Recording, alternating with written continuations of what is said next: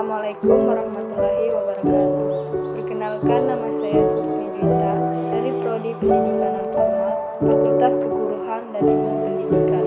Dan saya Elva Agustina.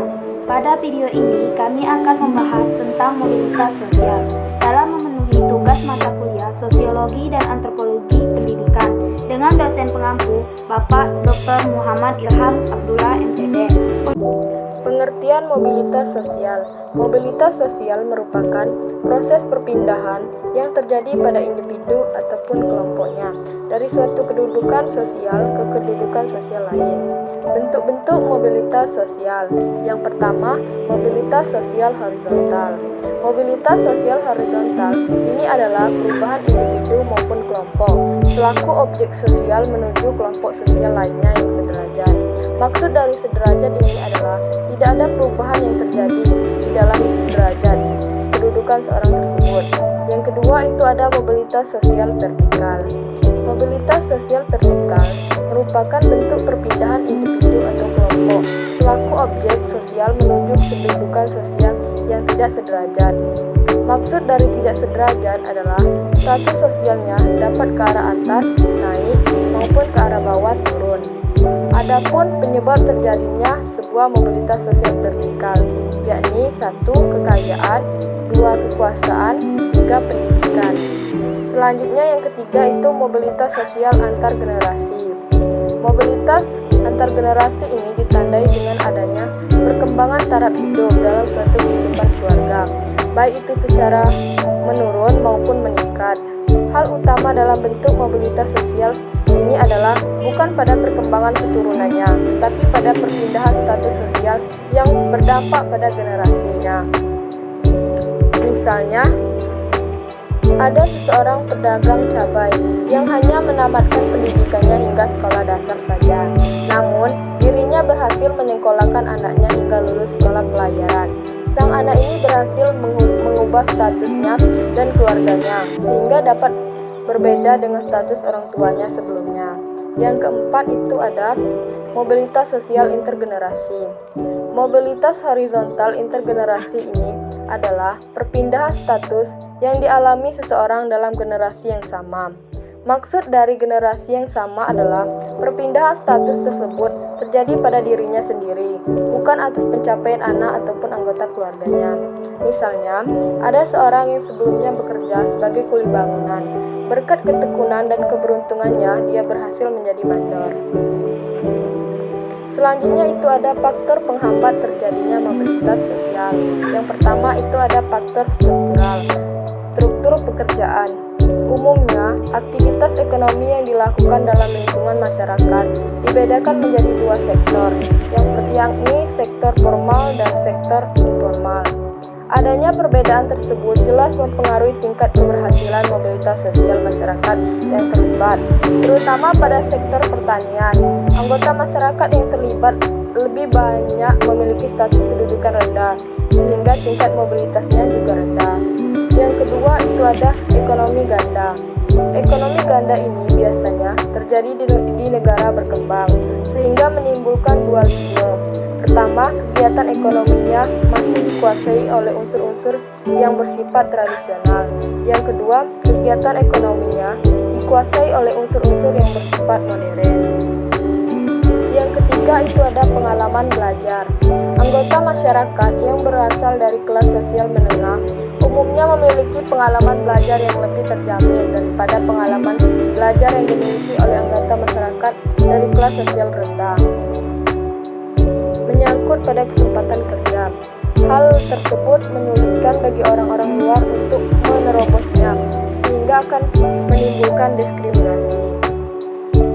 Yang keempat itu ada faktor individu. Yang pertama, perbedaan kemampuan, perbedaan perilaku.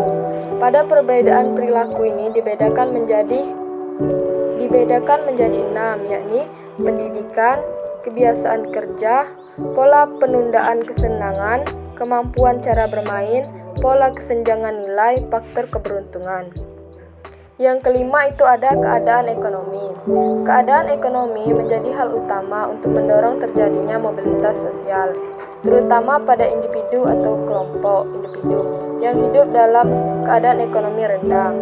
Ketika mereka memberanikan diri untuk berpindah tempat ke daerah lain dan berhasil naik statusnya meskipun tidak terlalu meningkat, itu dapat disebut juga sebagai mobilitas. Selanjutnya itu ada faktor pendorong terjadinya mobilitas sosial. Yang pertama itu perubahan sosial politik. Perubahan situasi politik yang terjadi di suatu negara pada dasarnya dapat menjadi bentuk dukungan rakyat terhadap struktur pemerintah yang baru tersebut.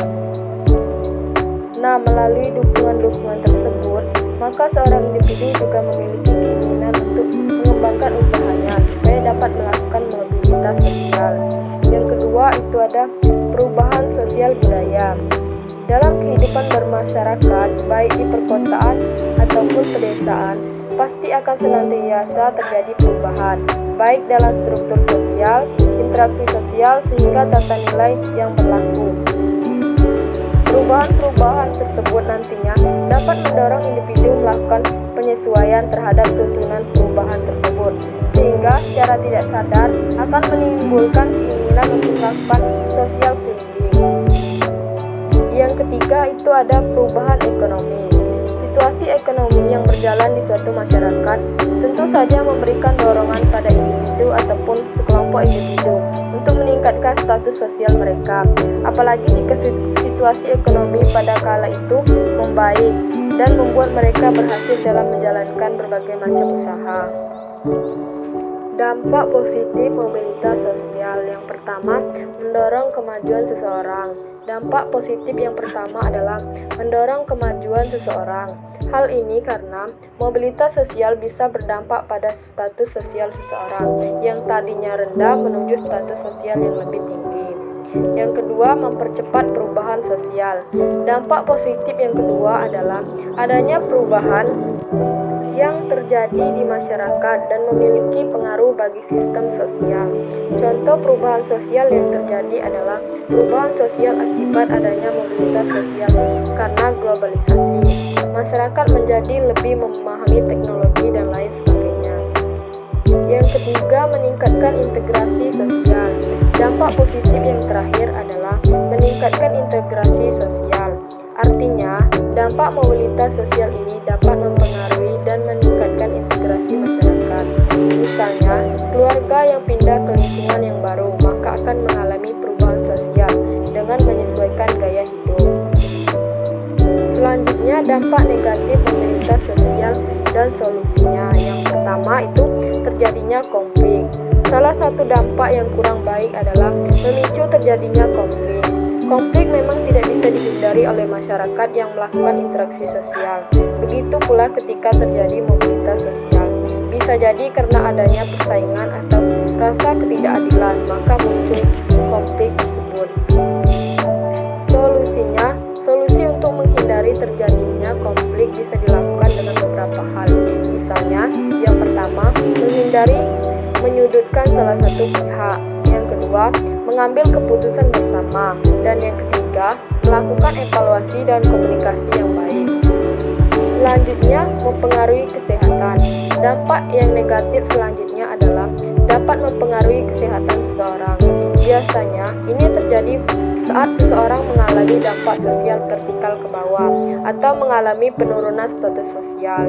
Tidak bisa dipungkiri, orang yang merasa tertekan, tidak nyaman, dan lain sebagainya, yang kemudian memicu terjadinya penyakit, khususnya psikologi.